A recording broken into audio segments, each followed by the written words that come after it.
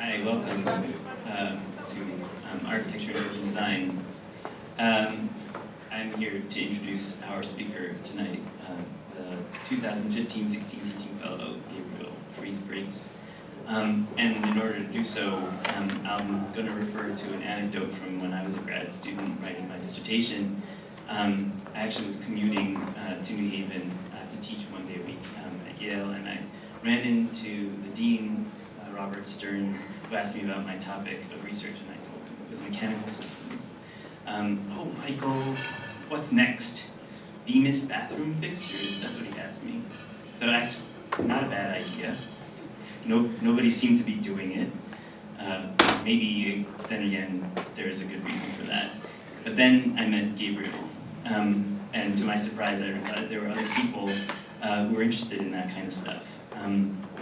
And in fact, Gabriel's interested, he's fascinated with things that escape traditional images of heroic architecture, the stuff inside walls, under floors, gutters, flashing. He likes the mundane things of building practice, not as a fetish for the anonymous, but out of an attraction to the image of practicality, to its apparent objectivity. What I mean is that at a point of seeming total purposiveness, Gabriel hypothesizes that arbitrary design decisions are at their most radical. So rather than work through design on design, I think Gabriel seems to find design where you might least expect it. Perhaps he's attracted to places where design was least welcome, and in these unsolicited and uncomfortable opportunities, he dwells on the problem of communication.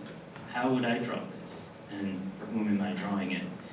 Tried and true methods for communicating material thickness, opacity, heat are made topical and subjected to the relentless flatness of the drawing surface or to the insufficiency of the model. So tonight, we're going to hear from Gabriel in this third installment of the department's experiment with bringing fresh young minds into the curriculum. The lectures I've found to be absolutely fascinating in that they reveal how an intellectual project, very can be tested and formed through teaching. So teaching as a kind of practice of forming a project. And there's a certain kind of joy in the way each fellow I've found has made teaching into a topic, a sort of design problem of its own. So with that, help me welcome Gabriel.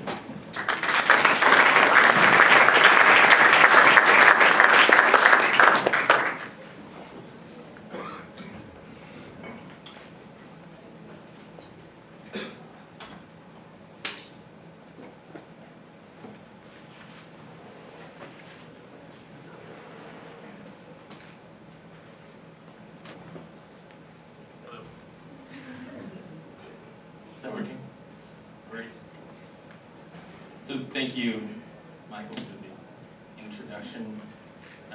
You were always setting the bar for discourse about things that people might not care about, mechanical systems and plumbing. That's why probably you're a great person to introduce me, so I appreciate that. It's a huge pleasure to finally, after a long year of looking forward to this moment, be here talking to you tonight. And I just want to start off thanking everyone for being so supportive this entire year. When I was preparing for this talk and dealing with the sort of attendance anxiety of squeezing an entire year of research into roughly 45 minutes, I reminded myself that I've actually been at this podium presenting to you before, but in the compressed format of lottery presentations. And I think, and this is just from my first year here, but I think I'm the only person to ever clock in under the 4 minutes allotted for a lottery presentation.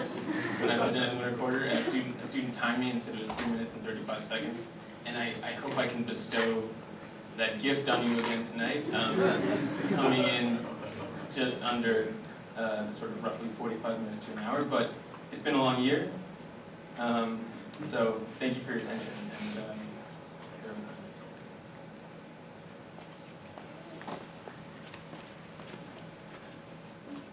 When I came here to join UCLA as a teaching fellow, I moved from the East Coast, and I was incredibly glad that I did so.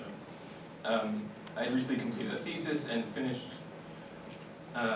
school, my master's degree, and I was incredibly concerned with locating my position in an increasingly broad and some would say fragmented field. To what camp did I belong?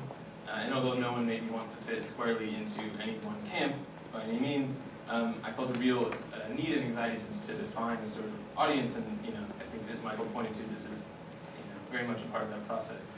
Was I a technologist, a geometry guy, a shape person, or sort of a shape shifter, a neo-materialist, a dirty realist? Was I East Coast or West Coast?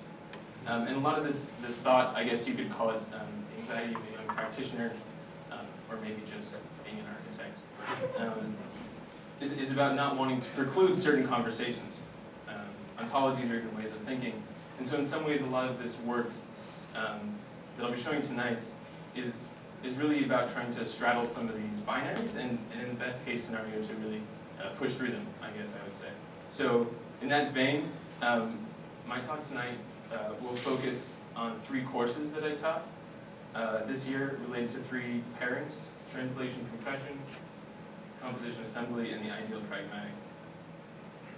And I will be talking exclusively about research and teaching tonight, sort of having separated the teaching fellowship from the project fellowship. And I guess as a way to bring these together, just to sort of preface, I would say that this work is largely centered around new and historical modes of translation, something that's concerned my work for a long time, and particularly how tools and translational protocols intersect to cut across these sort of discursive terrains and forge new connections, and sometimes in the process finding uncomfortable places in difficult conversations. So it was actually great that what better place to begin addressing these questions than in a class entitled Introduction to Computers, which I was asked to teach. And when I was first asked to teach this, I thought this was a crazy course title, maybe the most banal thing I've ever heard of, and then I got over that and I was like, no, it's okay, it's just outdated. And then I realized, surely everyone coming here is certainly well suited to using computer literate, or computerate, as they called it, when that even made sense as a distinction. But it was actually an incredible opportunity. And if architecture history of the past 50 years has taught us anything, or at least in my mind, there is something essential about interrogating the sort of banal, outdated, everyday, and perhaps obvious, particularly when it comes to those things that involve the tools of the trade. Robin Evans published the arrested image at the back of the projected cast in 1995. The diagram explicated different fields of projected transmission that concern architecture. Evans defined projection as the transfer of that information from one repository to another. In the diagram, the 4 repositories of knowledge are the human designer observer, perspective drawings or images, orthographic projection drawings, and in the center, the designed object. And for Evans, design is the exchange of information between these repositories. In order to illustrate his idea of projected transmission, Evans drew an analogy with the television set. In his words, the pictures on a television screen are projections, the images turned into electrical signals that are transmitted to a cathode ray tube, where they are remastered in a scanning electron beam, the pattern of which sketches a duplicate. We are very familiar with the story. This is the story of architectural translation. The translations are rather smooth, and they're often subject to distortion. We know this. And while there are many advantages still afforded to us by Robin's notion of abstract lines, directionality, repositories of knowledge, we can also add an addendum to his addendum to the projected cast. Our television screens are no longer flat, and architects do much more than draw and manage construction sites, certainly. Our images are compressed, in some sense, more than they are projected. So consider an image, if you will, not this one. Replace Durer's man drawing a lute with an image of an expert listener. You're in a perfectly soundproof room with top-notch headphones, connected to your computer with gold-plated cables. Your job as an expert listener is to compare a lossless flat format file with an MP3 of the same recording. And I'm going to use, for the purposes of explication, the classic example of MP3 compression and I'm so sorry, but Suzanne Vega's song Tom Steiner. The first file that was compressed into MP3 format, and therefore the music that determined the nature of that format, and the nature of that compression. So listening to the MP3 on your headphones, you would hear something like this. This is the best room, a lot better thanks to the felt. And again, I apologize, but I really hate the song.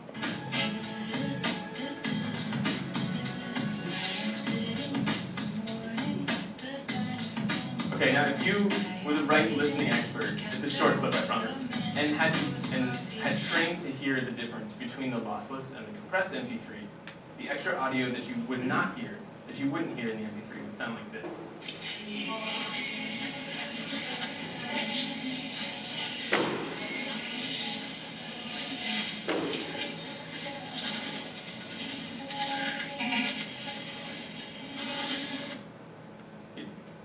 It's a lot better,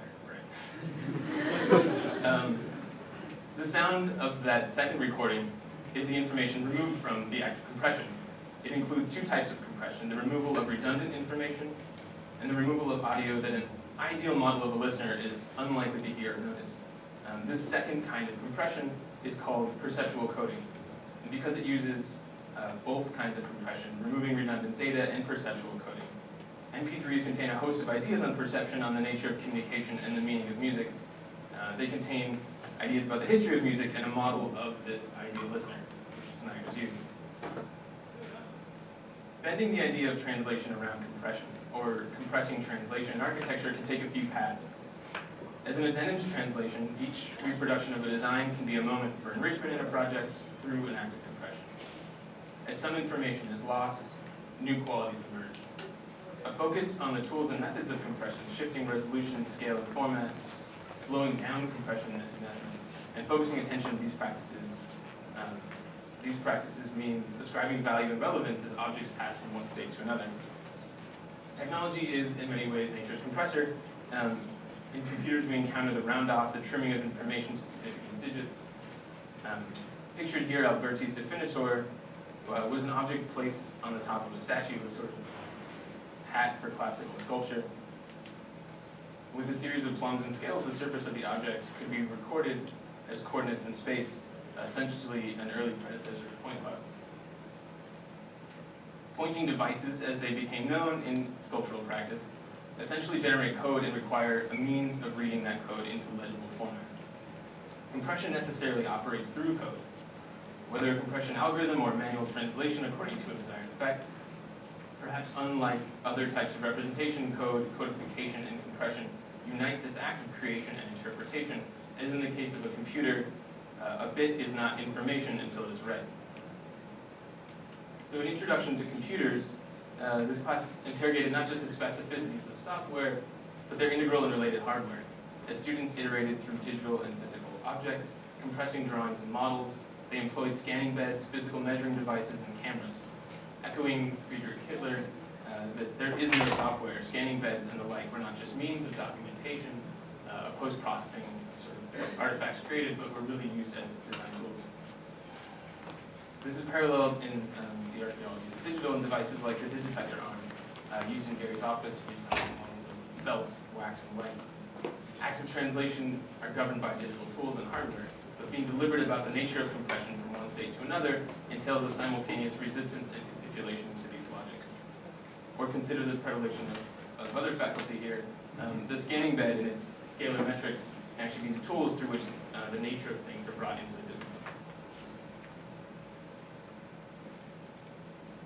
Research for this class also defined and advocated architectural formats of lossy compression. Lossy compression advocates translations away from representational fidelity. In general, forms of geometric ideals thrive in lossless compression. High-resolution digital models, renderings, and material inscription. Even if the expert listener is asked to detect compression artifacts, it is probably not because he wants to. Audiophiles tend to prefer lossless formats like FLAC, and the scanning community is invested in ways to manage ever denser point clouds. In lossless compression, redundancy is the very structure that should be recoverable from the description. but in lossy compression, redundancy is a measure of triviality, calibrated against an entire spectrum of more or less acceptable descriptions. In Marshall McLuhan's conception of hot and cold media, media containing less information, more compressed, more interactive. Take, for example, Arkazoom's No-Stop City, a form of severe compression between an object and its representational ideal, created on the typewriter. The typewritten plan is I would argue, more interactive. Its construction would certainly require largesse of interpretation. Within the history of the computer, lossy compression complicates the notion of fidelity through the considerations of relevance, representing the architectural real through selective erasure, editing, and carefully forgetting the details. And it has the added benefit in a class about computers to always remember to keep your file sizes.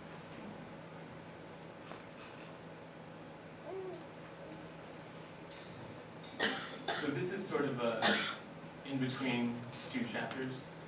Radiometry, generic architecture and specific properties, was a workshop hosted here at AUD related to a class that I'll talk about in a second, Tech 2. And it was led by Re-Imaging Fabrication, a moniker I share with Nicholas Pidgin and Brendan Shea, who co-taught this workshop. The radiometry workshop was an investigation into latent potentials of designing architecture through the floor slab.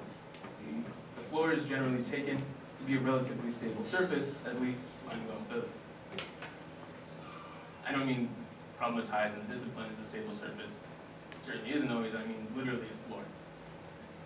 It is essential to our sensation and perception of interiors, yet the relationship to experience and the floor thickness or a floor crochet, advocate that idea, is rarely considered. Inhabiting the floor as architects, even if the fruits of our labor remain mostly invisible, entails a consideration of energy, mass, and unstable conditions. The concrete floor in particular was central to modernism's conditioning of abstract surfaces. Mises' proposition to leave the perimeter of the Farnsworth House an uninterrupted wrapper of glass steel and their negotiation essentially forced systems to go underground. Electrical outlet in the floor of the Farnsworth House. And the radiant floor diagram. Radiant floors transfer energy through convection, conduction, and radiation. At their most basic, pipes heated by either electric or hydronic systems heat a floor slab that retains energy dependent on its thermal mass. However basic, these systems are rarely homogeneous. The condition of specific installations, their interaction with other building components, and things like parasitic heat transfer, alter the inputs and outputs of energy. So in this workshop, students were asked to redesign the Farnsworth House essentially from the inside of the floor up and out. Constructing physical models of the floor slab and foam, Mises' grids, furniture, layout, and centralized core were read as heterogeneous components that interacted with the floor surface. To design the internal flows of energy and matter, the workshop created systems of directing heat and resisting heat by cutting, slicing, carving, and silkscreen plaster, which, when heated in a vacuum former, resist the deformation caused by heat on the foam. Radiometric properties of the models were analyzed to reveal irregular compositions, densities, and material formations that guided a rereading of the Farnsworth House and a proposed means for realizing architecture through the floor. And this is some of the work that was produced in that workshop, where students worked with things like Mises' grids, things that made those grids imperfect, heterogeneous cells and units within that, reworking both the radiant floor slab as well as the architecture above it, cutting and deforming the plan of the Farnsworth House based on the program, with the core providing a certain resistance, programmatic resistance to deformations in the form, and methods of slicing, carving, and displacing foam, as well as the Farnsworth House itself. So this is sort of a final plan that might have been emerged from one of the teams, where new floor slabs emerged with wall, furniture, and structure for rereading, reinterpreting the kind of Farnsworth House.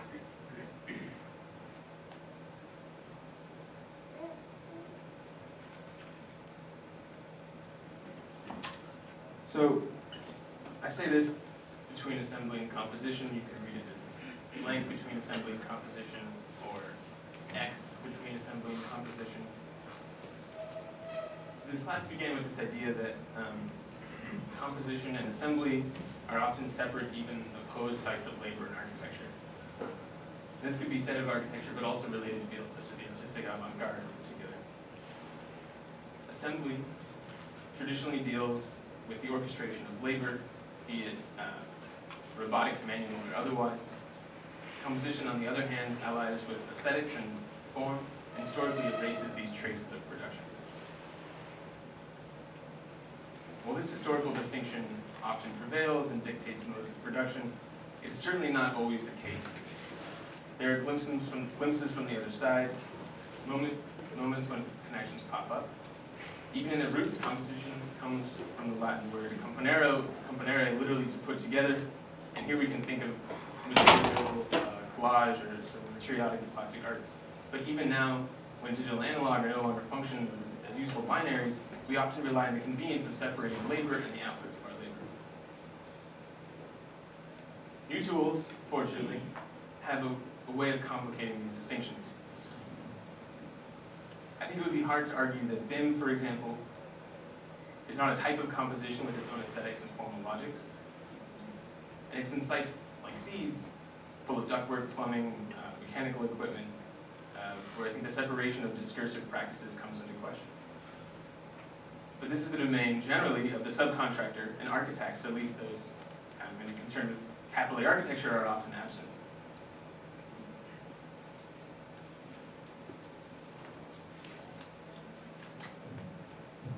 Design is labor. I don't think anybody in this room would probably disagree with that. People would probably say it's a particularly difficult kind of labor, an intense form of labor. This class, between assembly and composition, was structured around the simple question: what kind of labor is design? Architects labor over different types of representation for different audiences, in the process working through a variety of formats.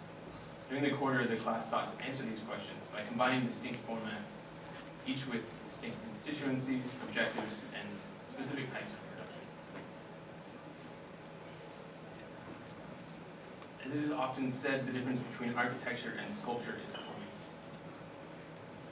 Plumbing is both squarely inside of architecture, literally filling up its walls and its cavities, determining the sort of composition of program by lengths of pipe, but it's also just outside of architect's grasp, and the domain of the subcontractor and the fabricator, among others. It is, to put it a different way, nestled awkwardly between assembly and composition. We have known since probably before Gideon, but certainly since Banham, that plumbing and its related impact through regulations of material, of hygiene, of bodies, have had a profound impact on architecture. But plumbing and plumbing fixtures also have a way of being surprising, and they tend to crop up when formats are in need of an update. Plumbing is the paradigmatic ready-made.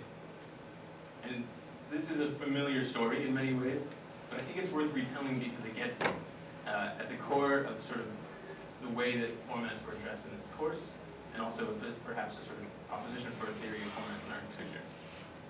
So the story of this work goes that Duchamp submitted Fountain to the 1917 show of the Society of Independent Artists in democratic spirit.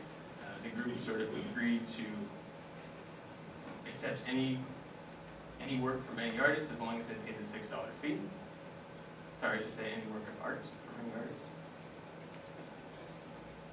And shortly before this show opened, Duchamp bought a urinal from a plumbing showroom, J.L. Mott's Ironworks. He placed the urinal inside, signed it with the pseudonym R. Mutt, and dated it. Despite the show's pretense that anything would be accepted, any work of art, the work was rejected. The directors told the press that it was, quote, by no definition a work of art.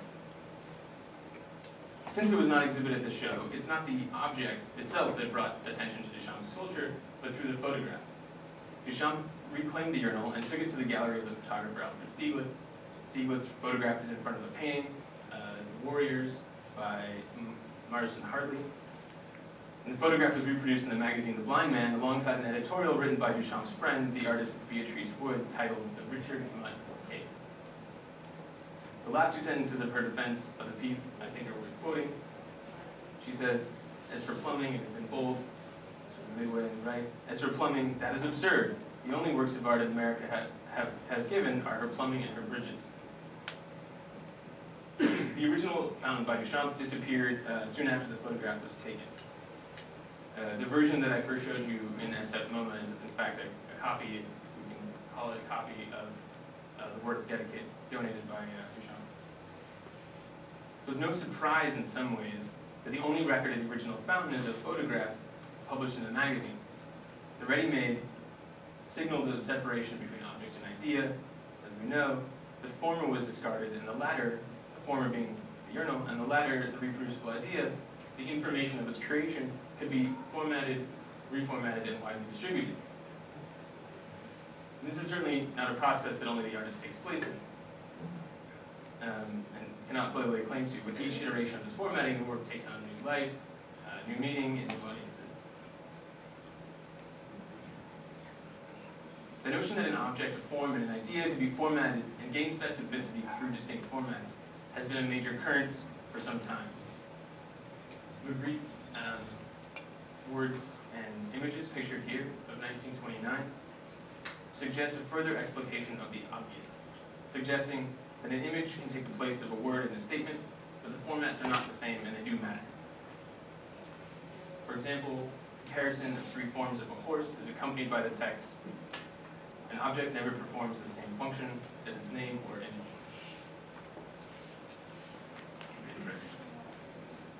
Or, more famously, this is on a pipe, with a slight update. What came to be defined as conceptual art, picking up on Magritte and Duchamp in the 1960s, explicitly addressed the role of format. Often operating on the basis of reproducible instructions, works relied on interpretation and the contingencies of site and material. In his discussion of formats in art practice, as David Jostlin cites Richard Serra's 1967 list of verbs: to roll, to create, to fold, to store, to bend, to shorten, to twist, to dapple, to crumple, to shave, to name a few. These early works by Serra can be characterized as matter-marking exercise of force. What matters in these transitive practices is not the nature of the material acted upon, but the generation of form through action. As Jostlin puts it, the direct object can be replaced. The same basic actions can be applied to formats of images: shortening, bending, storing, and so on. Focusing on formats shifts attention from the production of new content as such to the production as formatting, reconfigurations of force on representation, and the structure of the channel as content. In instruction-based practices in particular, the work, the idea, and the objects and the orchestration of labor cannot be separated. Design and labor become these strangely similar projects.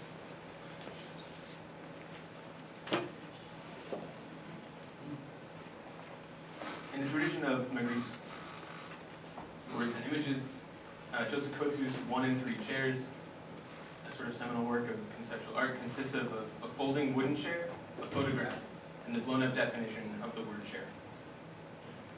This work is a documentation of formats, essentially, a tautology where, famously, a chair is a chair is a chair, performs an operation similar to Magritte's "This is not a pipe." When removing Kosu's 1 in 3 chairs from the exhibition, the museum that owned the piece supposedly was uncertain as to where it should be stored. At the time, there was no department for conceptual art, and no specific area for storage of this work. And so it was broken up. The chair was stored in the design department, the photograph of the chair in the photography department, and the photocopy of the dictionary definition stored in the library. So in a sense, to store this work, they had to separate it and destroy it. Architecture is architecture is architecture. This is a wall section drawn in 3 different ways: detail, a thermal analysis, and an assembly diagram. shifting focus away from this production of discrete objects between assembly and composition of the class, produce new content through acts of reframing, capturing, reiterating, and documenting. Architectural work includes a broad spectrum of image content that is often borrowed from adjacent fields. These types might include thermal analysis, mechanical drawing, load diagrams, geologic notation, scripting, imagine a long list. The interior of the wall sections, and plumbing in particular, provide an opportunity to view the wall, to view architecture through multiple lenses. This is some student work. Drawings of these wall sections and plumbing and their redrawing provided source material for this class. In some cases, the students searched for what we tried to call canonical plumbing drawings, which are really hard to find, it turns out. That was that Maction House by Mr. Fuller. This is a sort of plumbing wall by Lowe's, but fundamentally ordinary object. There's certainly no ornament here. In other cases, prototypical plumbing drawings were used to enter sort of this old house world of like ordinary construction practices and materials. Passing through a variety of representational formats between composition and assembly, plumbing drawings were ultimately reiterated as structural insulated panels, or SIPs. Cavity walls with plumbing and SIP panels were treated as basically different types of formats.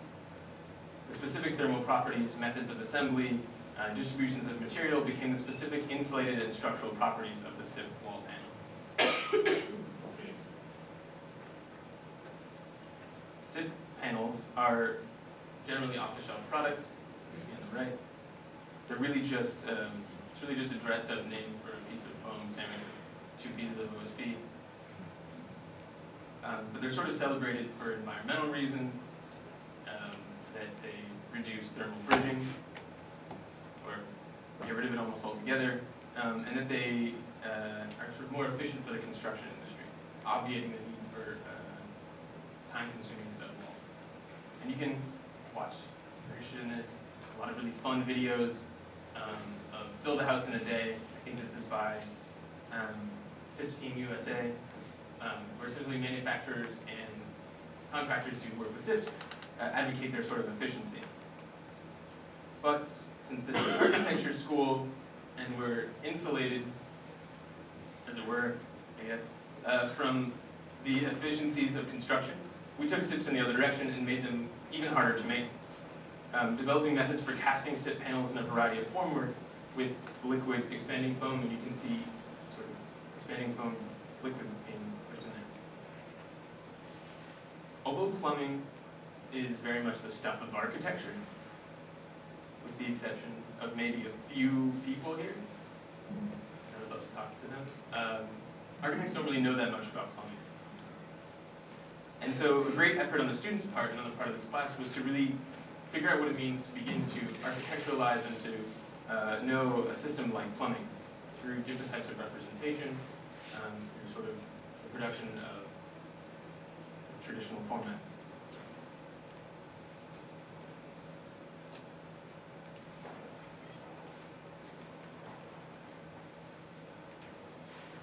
These drawings gave us essentially the source material that we were able to operate on.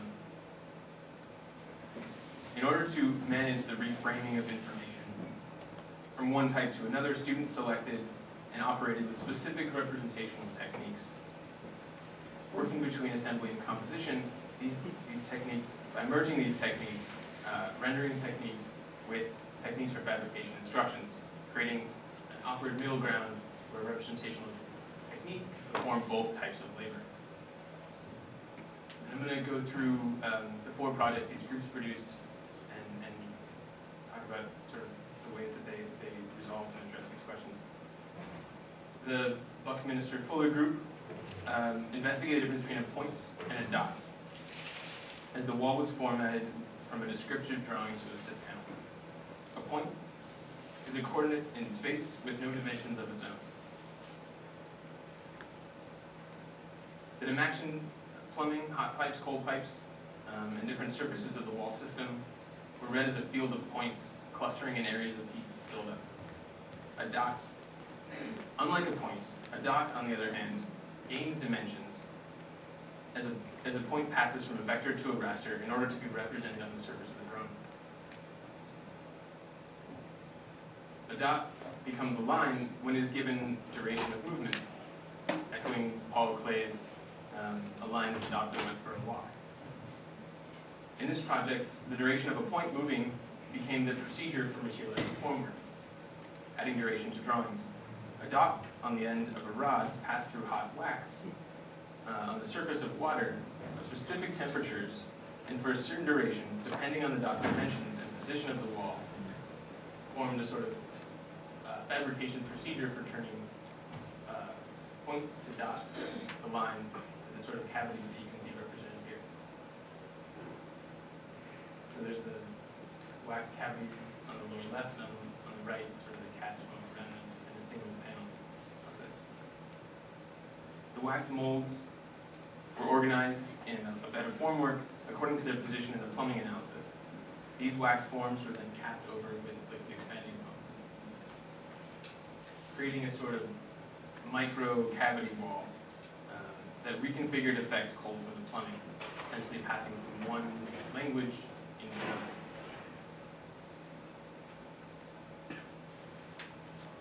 These are photographs of the final installation. I should point out that on one side of the wall is the foam, without the second piece of OSB, and on the other side of this wall is a drawing of a certain type of what's on the other side.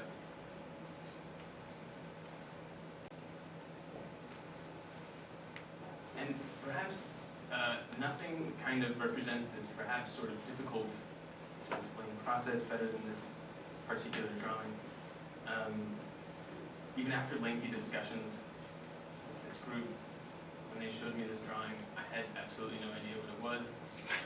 And it looks sort of like the necking that occurs in sort of the tension test performed on steel. But it's actually kind of a miraculous drawing in the sense that it really describes a lot of the sort of relationships of form that's operating in this project. On the one hand, the sort of point goes from an abstract conception of coordinates to a dot with dimensions.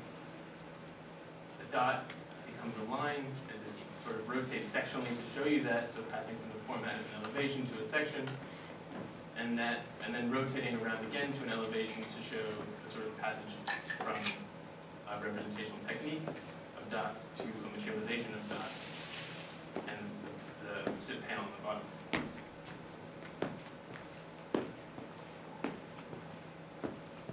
Wall 4, now that I'm saying it, it sounds kind of bad to call the first group Buckminster Fuller, this is just Wall 4, but it shows a very ordinary plumbing drawing, so it's on them.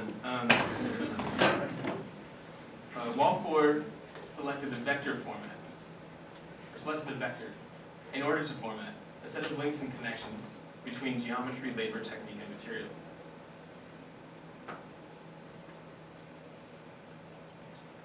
Vectors have a long and, I would say, somewhat unfortunate place in the history of architectural representation. But the idea of reinvigorating the vector drew on its multiple uses as a method of analysis, geometric descriptor, its capacity for calibrating fabrication instructions, and operations of assembly. Vectors performed this work of analyzing buildups of material pressure, material directionality in the plumbing wall. The release of pressure where, say, a pipe punctured a wall to pour into a sink were represented and registered as holes. You can see the relationship between the pipes, assembly systems, and interruptions of the wall surface. As an orchestration of labor and fabrication and instruction, the vectors were read as lengths and patterns of thread that connected the fabric formwork to the flat surface of the OSB.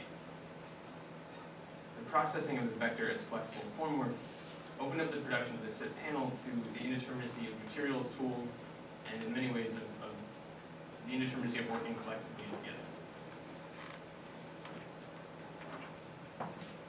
These irregular tiles were cast each individually, here calling out one to our attention, and assembled into the full set. In this case, the vector that was at first used as a descriptor of material flow that became the representational technique formatted for fabrication instructions, for sewing, for attaching fabric to a hard surface, and measuring the length of each thread and sort of resistance to material growth, became a method of documentation in the sort of final instantiation.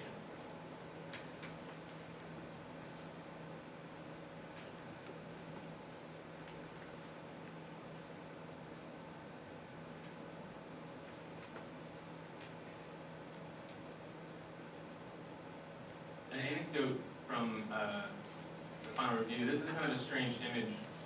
I think it was accidentally sent to me of a student putting a hand through a hole in the wall, and it's kind of a weird moment, an accident. But I think it's worth pointing out, and this is something that kind of came up in the review, as a sort of potential error in the system, that some holes were cut, you see the hand over here, and some holes were left as OSB, sort of cut only in the foam, but not not through the surface of the wood.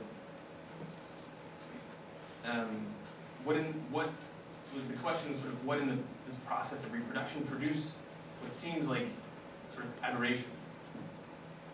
And the difference in these holes, one cut through both foam and plywood and the other only the foam, is in some ways the collision of two different systems or two different formats. On the one hand, a system of geometry where pipes that punctured holes originally were reformatted and continue to sort of puncture the surface of the wall. And on the other hand, of measured but invisible systems in the wall, like thermal properties and the distribution of mass of the plumbing. So, in some sense, it's sort of like a stuck pixel on the screen that interrupts an otherwise all-over image. It's the difference between two regimes. One, a sort of scientific, the regime of sort of information, and one, a sort of formal. And I think maybe a way to describe this going forward would be an invalid format.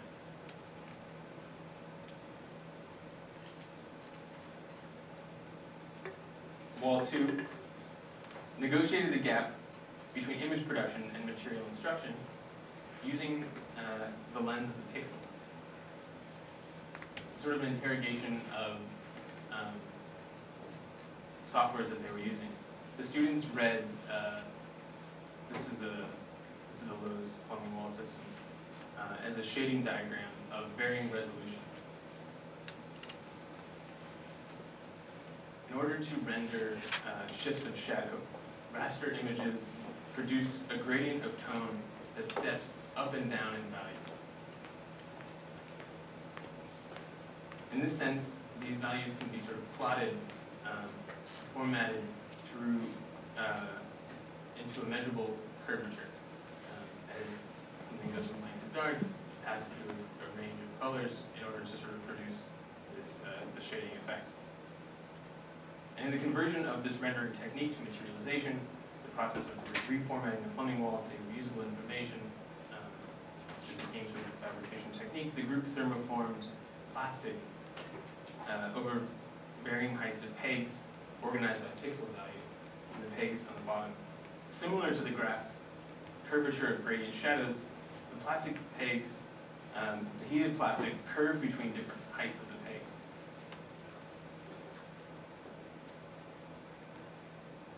Here you can see the process of casting the formwork of the heated plastic. The different types of pipes in the wall system were registered as these different heights of pegs and separated, and then compressed back into a single drawing that served as this sort of descriptor of the plumbing wall, the shading effects of the curvature of representation, as well as the information to produce the curvature of their final wall. a sense, looking at their project and its final installation, you can see this sort of conversion of pixels to a type of page.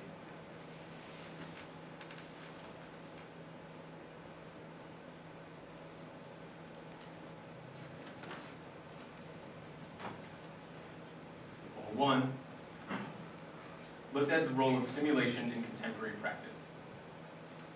As a type of reality formatting, simulations cultivate fluid exchanges of information passing through physical and environmental conditions. Taking the wall to be a system of material governance, regulation, and constraints, they classified and separated pipes and wall components by types. Fluid but unstable translations were performed with actual fluids themselves, mixing and matching different wall systems as they came into contact and exerted influence over each other, as well as the systems of pipes and the brick behind them. The group designed a series of templates, both in physical simulation and in digital documentation, to instrumentalize their drawings. The production of these templates shifts the attention from the design of sort of new content to the mobilization of difference between this population of images and models.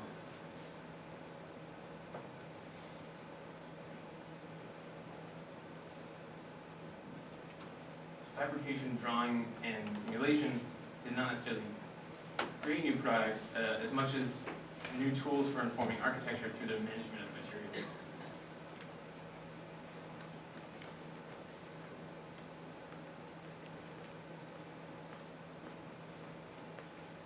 And in addition to designing these templates and these ways of involving and pushing material, a large part of the project became designing sort of methods of formatting themselves, in that this project was more based in sort of back and forth iterative approach between physical simulation and digital simulation. They designed sort of metrics by which the analog simulation could be registered for drawing production. And then after spending so much time already with material, they were the only group to CNC their wall.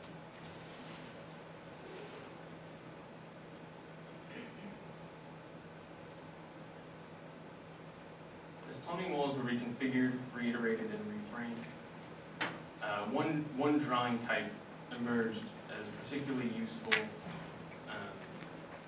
to operate in the territory between assembly and composition, between the image production and fabrication instruction.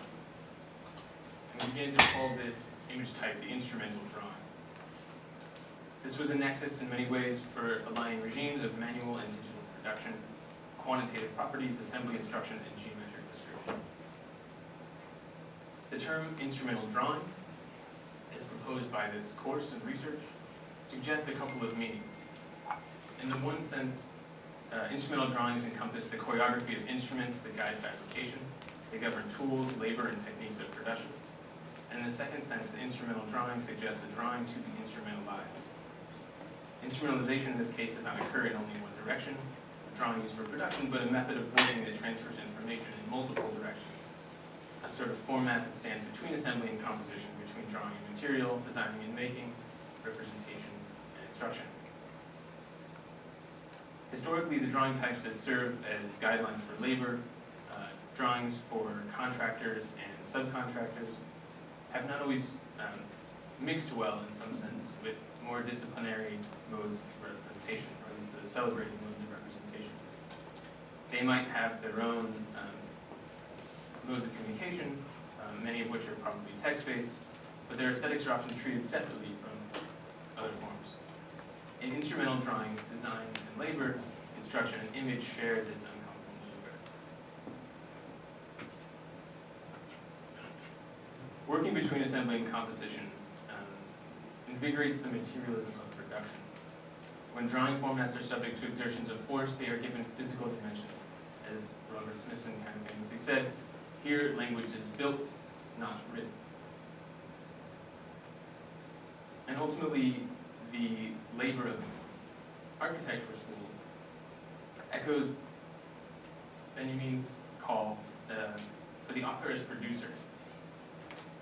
Benjamin argues that the arts are grounded in educational institutions, like this one, and dissemination networks, also like this one, But like the designer as producer, rather than standing in relation to these structures, our work, even our bodies in architecture school, will stand inside of them.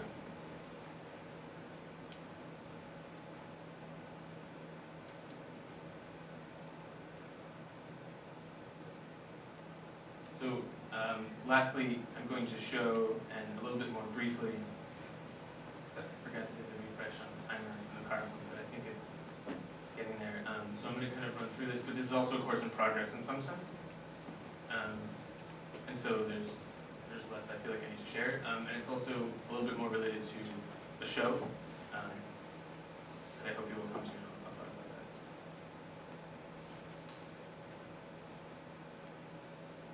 So, integrated building systems, ideal pragmatics. This class aims to find, make a claim, and elaborate the referential qualities and material constraints of prototypically standard building materials. These materials are currently being looked at as tools in their own right, embedded with knowledge and prescribed capacities for redrawing ideal forms. The catalog of components of the pragmatic might include insulation, glue, drywall studs, carpet, tilt-up, flashing, tile and grout, mullions, gaskets, asphalt shingles, and silicone. Within the discipline, these building materials might constitute this catalog of the pragmatic, and yet their referential attributes and sightedness counter trends, the way they consistently show up in counter trends of the interior, formal, material, urban, and even social, align them with histories of the utopian ideal. And what a better place, in my mind, to look closely at this confrontation of the ideal and pragmatic than in an architect's first house. And probably no better person in some sense than Venturi. The Bonaventuri house at this point is a highly charged and discursive object. It was completed in 1964, designed while Venturi was writing Complexity and Contradiction, and served as a platform for him to work through the book's ideas. So the house itself is essentially brimming with all the goods of that book, the both ends, contradictions, the double functioning elements, and all the attendant ambiguity. The house tells a long and, I guess not surprisingly, kind of complex story of Venturi's confrontation with ideality.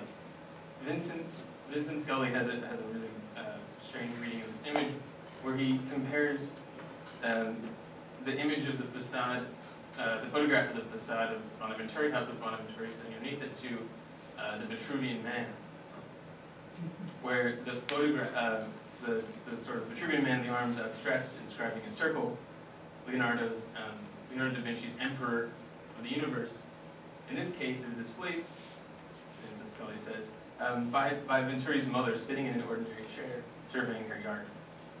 Sort of already a displacement of ideals. I want to call her ordinary. I didn't know her. And the house has already passed, in some sense, from disciplinary icon of postmodernism to an object of popular attention. It is number 9 on PBS's top 10 buildings that changed America. But that's okay. It's number 9 organized chronologically, not by like order of most important. Number 10, the most recent, is Gary's Walt Disney Consequence. And this is a collage from the documentary. This is not my own work.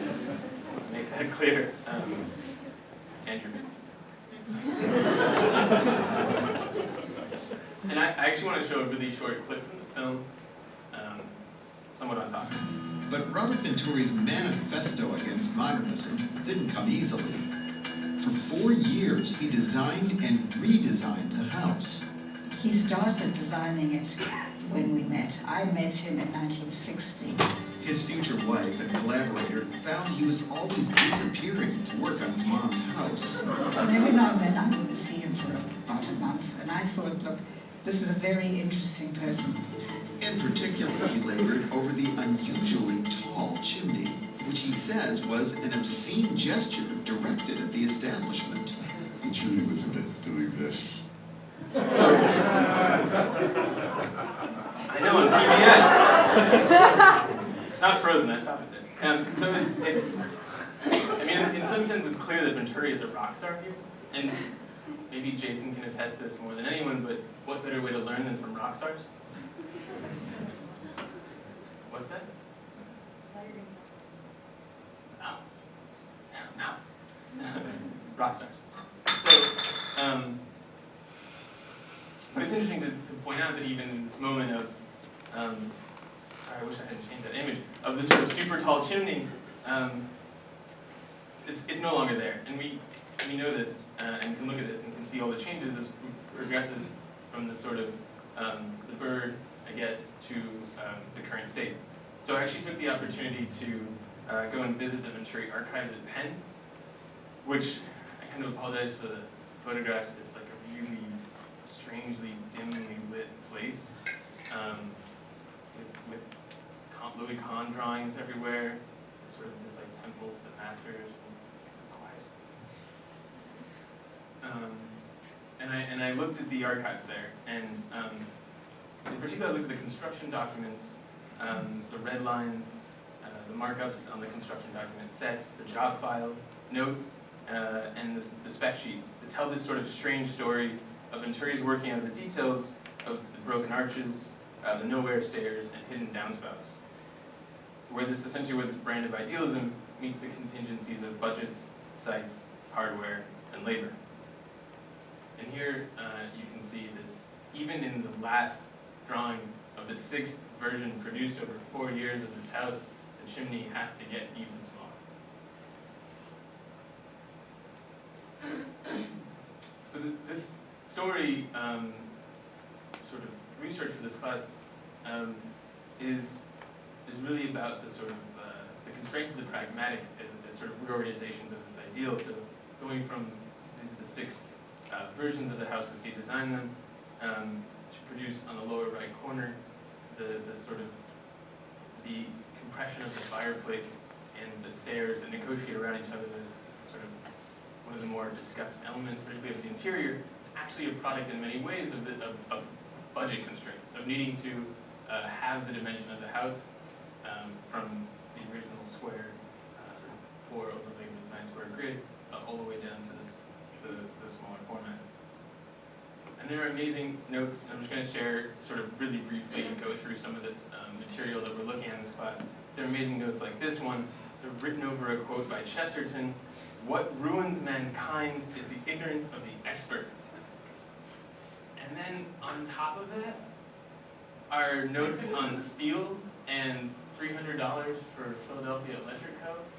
and drain pipes. So all these weird conflations already kind of in this of the ideal and pragmatic. This is actually the notes from, I think, the 25th anniversary of the house. He was sort of accepting an award. And this is the part on the Pennsylvania Nurses Association, which was constructed just before. And it's relatively free of edits. But you can kind of see on the back that the part about his mother's house is just riddled with edits. The cliches become elements. And it's essentially, not truly, a classical building. So there's a real reduction of this sort of ideal kind of backpedaling, even 25 years after you built this. Notes like, can you put trim kind of seemingly hanging off the side of a surface? Nope. But you can put it up against the butting up against the surface? Yes. Okay. Dozens of pages on the color of the hue of house. Apparently the house was first tan gray, as the story goes, but a few years later, he heard Marcel Breuer speak, and mandated Marcel Breuer that no building should be painted green because that was the color of nature. And so immediately he went out and changed his house to the color green. And sort of even more quickly, I kind of sprint through this, but these are the kinds of things we've been discovering as sort of learning from Venturi's things and then building and ripping off of them. Things like ductwork and the rarely seen sort of basements and the basement plan, and the incredibly strange proliferation of vents that become almost ornamental in the house. Trim with a note, even in the construction document markups, saying that it should be higher. The high trim being an essential component of the house and sort of its confusion of scale, and also Suzanne's use of the trim as an example of how to extend the line in Green Dots 101. The squeezing in of details as the house shrunk from a larger format to a smaller format into tightly bundled columns where the trim almost performs as fluting. And the handrail that went through dozens and dozens of reissues, maybe not multiple dozens, but a lot of reissues, slightly changing its shape each time. And also looking at sort of hardware detailing, looking at the actual catalogs that he used and the details that he culled from these catalogs in order to produce drawings. Louvers, you can see on the sort of right of the arch window, they were only just added at the last minute in order to provide, let the house breathe. It actually became incredibly important, sort of registered on the facade. Here's that in the third section. Parapet walls that were already cracked, rotting, and falling apart at the time of the punch list.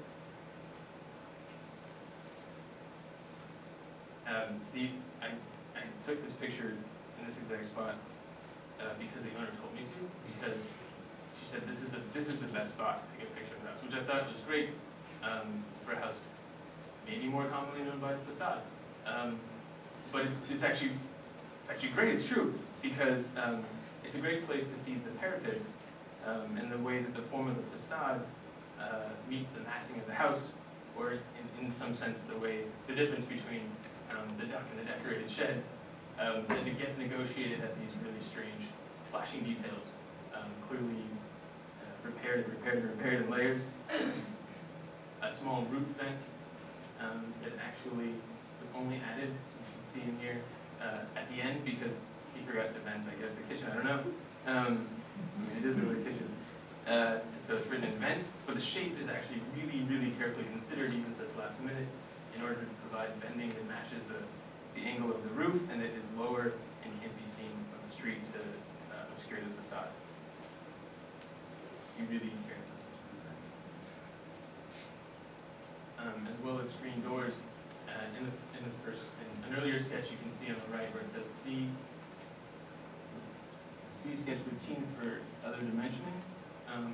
I couldn't find it actually, but later there was a reissued saying, and this is a drawing made during construction, notes take radius from site condition. So there's this weird kind of thing happening in this house, and we've been using this as a sort of vehicle in order to explore the sort of site conditions, as it were, the sort of conditions of labor and the sort of other, perhaps banal but pragmatic issues that actually come with bridging. And I'm not going to show student work at this point, but students are selecting a range of these pragmatic concerns and reworking or updating the house. We're using the robot set ideas to turn similar standard materials into tools, momentarily estranging their intended applications to produce functionally unstable pieces, new components for the house, details that might aggregate to redraw essentially the entire form of the house. And this work will culminate around Rumble in a product display format tentatively titled the RADIOMETRY Trade Show. Probably look with you can look at the science fair. So as the other, I want to say briefly, as the other half of this fellowship culmination aside from tonight, I'll be having a show at an architecture gallery that I helped set up and run this year along with Brennan Shea called 2426 Set, late summer, early fall. And then lastly, just want to really thank everyone at A.UD for the opportunity to pursue this research, faculty, staff, and students, in particular Hitoshi for the invitation to come out here, and certainly the members of the fellowship committee who sort of provided this opportunity, Philip Sutherland and the shop techs to help with the radiometry workshop, Andrew Aikens and Sarah Dempson, and also very especially to the TAs who saw this unfold, Ingrid Lau, Jacob Bloom, Trevor Yao, and Katie Chu. Thanks.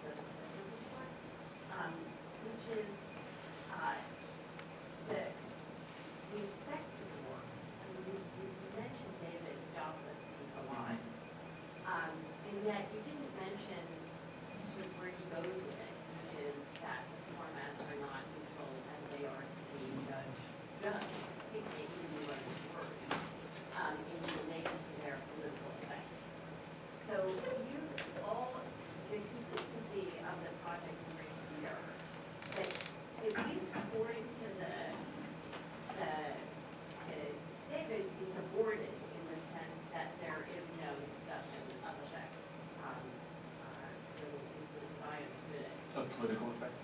Yeah, those are his. Yeah. And I suppose that the effect that I say is registered is the illumination of all the politics of the ordinary.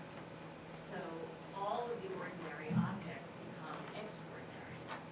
And there is quite a pleasure taken in revealing the ordinariness operating in the boarding house. That it's ordinariness that gets rub off from being one of the major monuments of the last 20, So why wouldn't you just take an ordinary building and show the effects of design on the design process of budget, for example? Why wouldn't you, so what happens to the ordinary and what are the politics of using the ordinary to illuminate so radically and totally all ordinariness?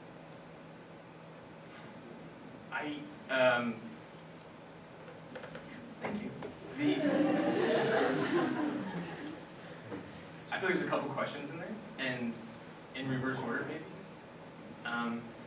The sort of last project, the Venturi, I think that although it is the icon of postmodernism, that Venturi himself in a lot of the writings characterizes it as and through many different ways of saying this, a flawed ideality. And the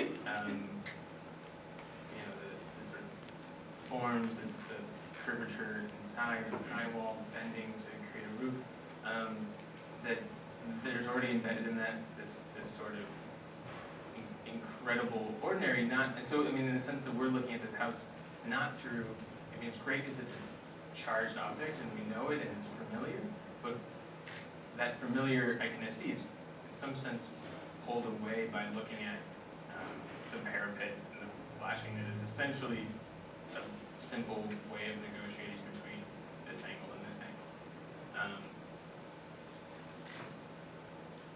But there's, the politics for me emerge in some sense in Venturi's idea that these things were that the sort of maybe paralleling the sort of birth of the reader, death of the author, that there's a sort of primacy to the spectator and not to the object itself. And so I think that the way that these things are being imaged in this class is actually about thinking of their effects from the sort of lens of not just sort of formally, but through the production of images, and that's where robots have come in. That's kind of an answer to the last part, but to I think the sort of core of your question about the politics formats.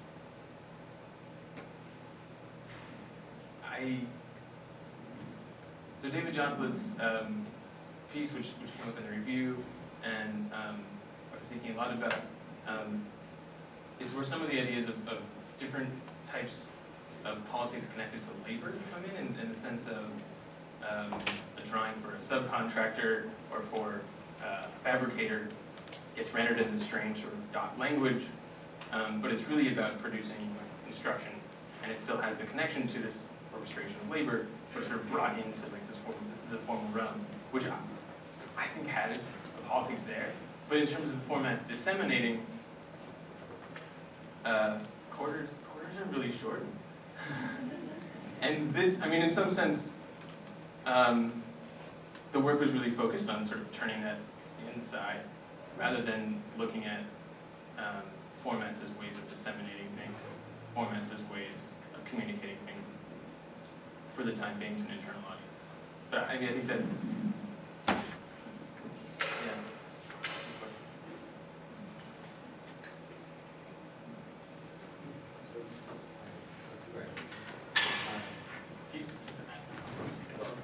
You opened your talk by talking about campus.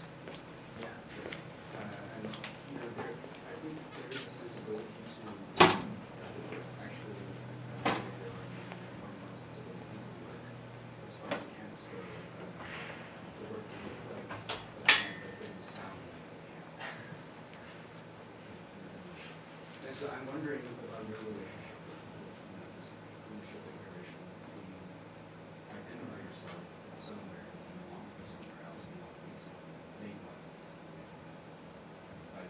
make a camp. Yeah. No, and this is I can't believe I'm going to reference a PBS documentary twice, but the end of that Venturi section, Venturi says, "Don't trust an architect who's trying to start a movement." It's like a huge block quote.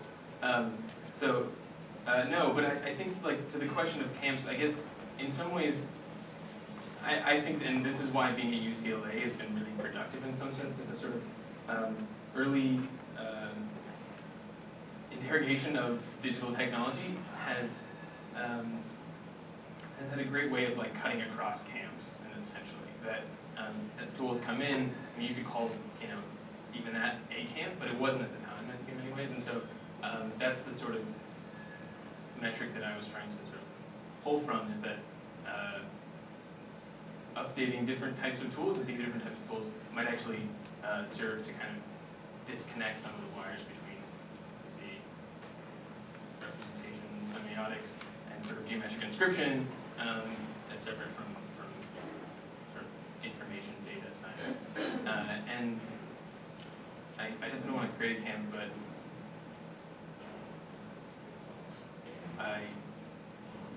I do want to connect to other camps still. Like I'm not trying to like. I think kids are really sad if I say there's no more camp. And I guess there's a sort of attempt to try to inhabit many of them at the same time. And that's to varying degrees of success, I think. Yeah. So my question is, it's about the last wall that you showed, only because in the reviews that was there, I had nothing to say about it, but now Your version of having nothing to say was not nothing to say. But listen, my daughter got strep last week, and as a prize for going to the doctor and getting on antibiotics, we stopped at Michael's, and she wanted nothing more than a marker maker. I don't know if you're familiar with it. Crayola now no longer, they sell markers, but the kids don't want the markers. They want the marker maker, which actually you can make your own markers at any color specification. They give you the ink, they give you the core, they give you the, like, she knows all the terms. It's all you do. And we sat there for a whole afternoon making markers, and you know what? She never drew anything with the markers. And I don't know what the upshot of this question is, except for the sense that actually there was more interest in the tool than in using it. That the creativity that she felt, I don't know, but like there wasn't that the anxiety of using the tool was, let's say, taken away by the sort of lavish sort of possibilities creating it. And I'm wondering if, well, if maybe you share generational with her.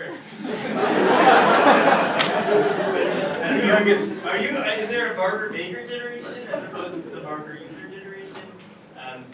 Do you think that?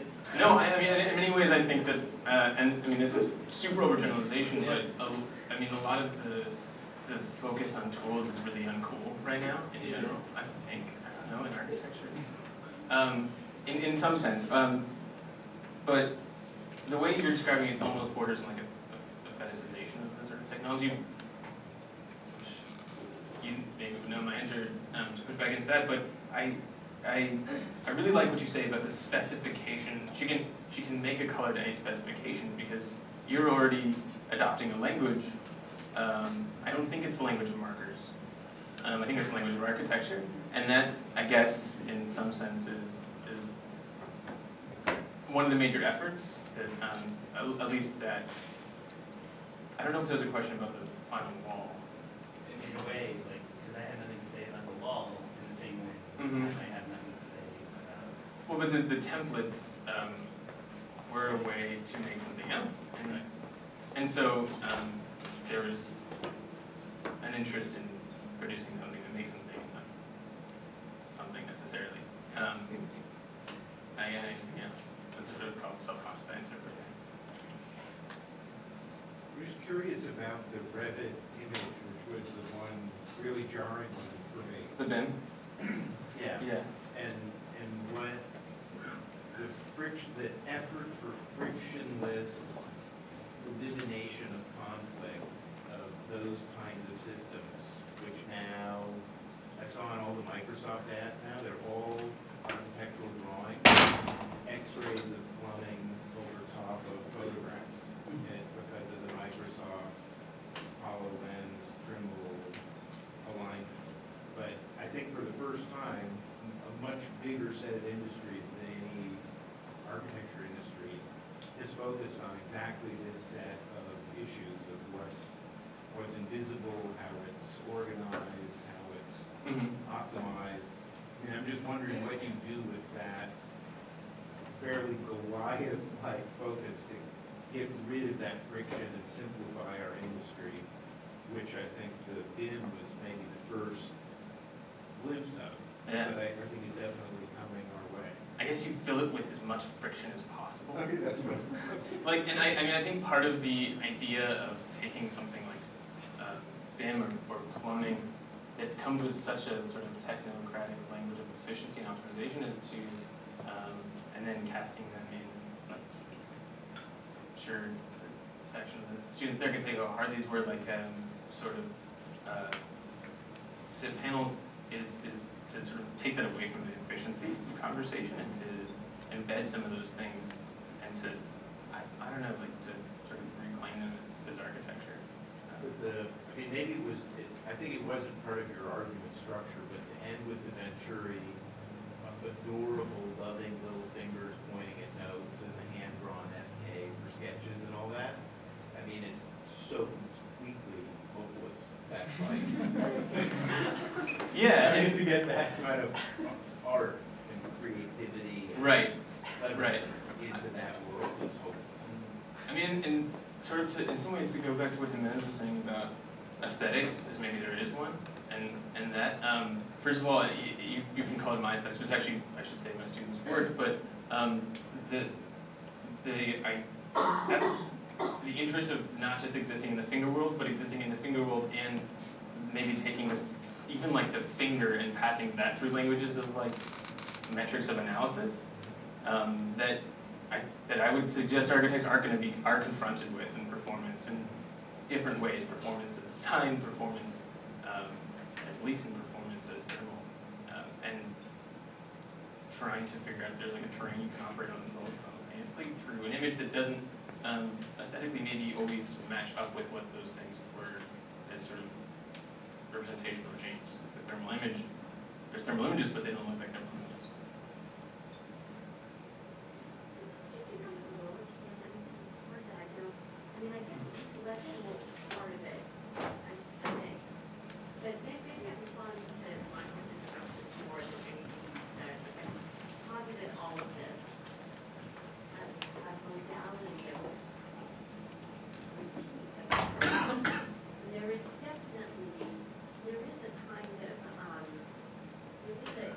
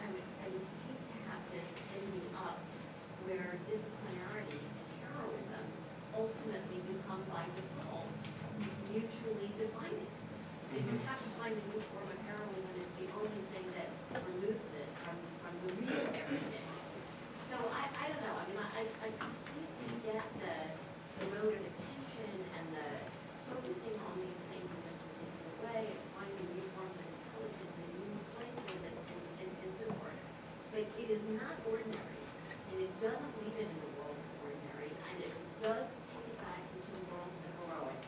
And you know, the net gain is more heroism rather than less. So maybe my comment is more Michael in that sense than Joe, but.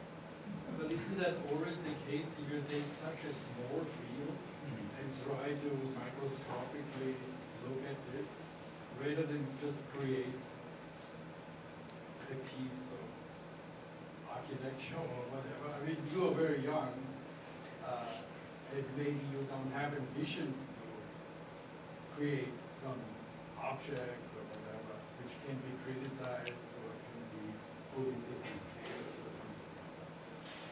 But I feel that there is a sort of, I mean, maybe fear of being sort of like in a camp. So that's why, like, you're taking much more a sort of neutralized or ordinary view and microscopically enlarged is in terms of showing the nuances. I mean, if everybody does that, and we create this kind of Wikipedia of these kind of events, it will be very interesting. But on the other hand, you're creating your own sort of niche of discourse, which has ambitions to be heroic. Yeah, I guess I was trying to say that I didn't say this, that I overcame the anxiety of being in camps, and that was no longer an issue whether I did or didn't. But I guess the question of whether it's heroic, and this, I mean, I should say that this is not, you know, this is research and work that went into classes and not my design object. Yes, I want to design things, and yet that focus on attention to methods of production and tools is still part of designing, and what is a kind of design, labor, but will also lead toward the production of new things. And I don't know if it's more heroic to want to create, say, an object in architecture, or to make a wall and cover it up. I think those would be like two different modes of heroism, where like one celebrates itself and one is heroic because it closes the door, it seals up the work that's done. In some sense. But I don't know, the heroism question kind of puzzles me, in a sense. Because I see this as not attacking modes of heroism, but attacking, operating, addressing, looking at different formats is the word I use in the second part, but discipline, not heroism. And I wouldn't conflate them. But I don't know.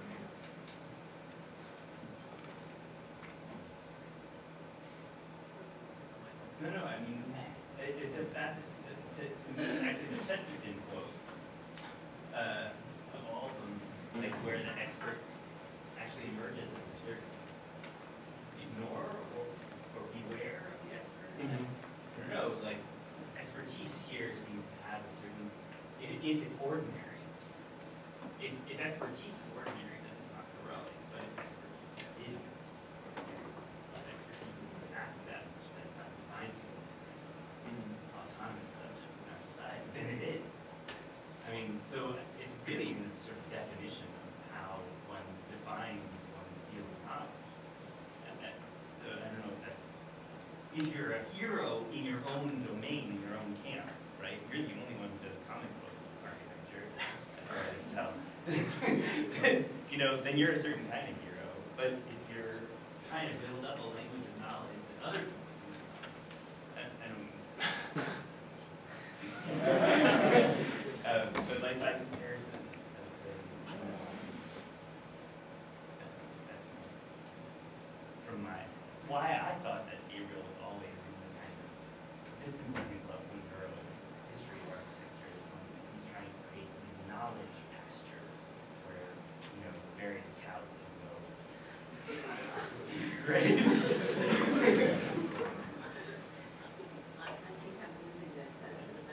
I'm doing it in 3 hours.